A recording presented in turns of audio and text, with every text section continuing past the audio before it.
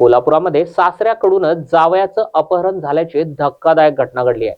मुलीने केलेला आंतरजातीय लग्न मान्य नसल्यानं वडिलांनी हे पाऊल उचललंय। अपहरण करून जावयाला ठार मारण्याचा प्रयत्न केल्याची धक्कादायक घटना रविवारी करवीर तालुक्यातील भुयेवाडी गावामध्ये घडली अशी प्राथमिक माहिती मिळत आहे। या प्रकारानंतर कोल्हापूर गुन्हे अन्वेषण शाखा आणि करवीर पोलिसांनी संयुक्त तपास करून अपहरण झालेल्या विशाल मोहन अडसूळ या तरुणाला सुखरूपरित्या सोडवलेला आहे। या प्रकरणी कोल्हापूर पोलिसांनी 3 संशयितांना अटक केली असून यातील 4 संशयितांचा अजून शोध सुरू असल्याची माहिती स्थानिक गुन्हे शाखेने दिली आहे। दिनांक 9 फेब्रुवारी 2025 रोजी रात्री 9:15 दरम्यान करवीर तालुक्यातील निगवे तुम्हाला या ठिकाणावरून विशाल मोहन अडसूळ वय 26 वर्षे याचे यास रस्ता दाखवण्याच्या बहाण्याने एका अर्टिगा गाडीतून 3 युवकांनी त्यास सोबत घेतले व तो त्यानंतर कुठेही दिसून आला नाही।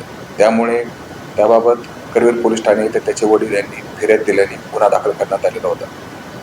सदरची बाब अत्यंत गंभीर स्वरूपाची असल्याने कोल्हापूर जिल्ह्याचे पोलीस अधीक्षक श्री महेंद्र पंडित साहेब यांनी तात्काळ स्थानिक गुन्हे शाखा व करवीर पोलीस ठाणे यांना तात्काळ विविध पथके तयार करून वेगवेगळ्या ठिकाणी त्याचा शोध घेण्याबाबत आदेशित केले होते।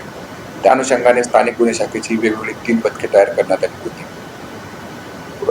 सदरची गाडी कोणत्या ठिकाणावर आली तसेच कोणत्या ठिकाणी गेली याचा माग काढण्यात आला। तसेच आजूबाजूच्या ठिकाणी देखील त्याचा शोध घेण्यात आला, परंतु पथकाशी यश मिळत नव्हते। स्थानिक गुन्हे शाखेचे राम कोळी यास गोपनीय माहिती प्राप्त झाली की सदर युवकाचा प्रेमविवाह झालेला असून त्यास त्याचे सासरे यांनीच त्यास पकडून नेलेले आहे, किडनॅप केलेले आहे अशी माहिती मिळाली। तात्काळ आम्ही त्याचे सासरे राहत असलेले कुपवाड मिरज सांगली येथे जाऊन सापळा रचला असता त्याचे सासरे श्रीकृष्ण कोकाटे यास ताब्यात घेतले। त्यांना विचारपूस केली असता ते ओढवळीची उत्तरे देऊ लागले। त्यांच्याकडे कौशल्यपूर्ण विचारणा केली असता त्यांनी त्यास वेदस अपार्टमेंट मिरज सांगली या ठिकाणी कोंडून ठेवल्याचे कबूल केले व सदरचा गुन्हा हा त्यांनी त्यांच्याबरोबर इतर 6 साथीदारांसह केल्याचे देखील कबूल केले।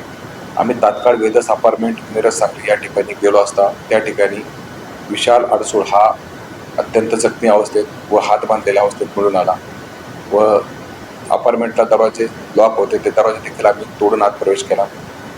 त्यास जखमी असल्यामुळे तात्काळ उपचारासाठी आम्ही रुग्णालयात पाठवले व त्यास सध्या उपचार चालू आहे।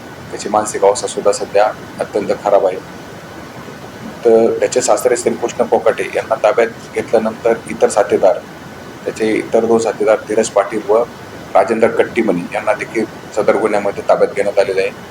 उर्वरित 4 साथीदार यांचा शोध चालू आहे व त्यांना देखील तात्काळ आम्ही ताब्यात घेत आहोत।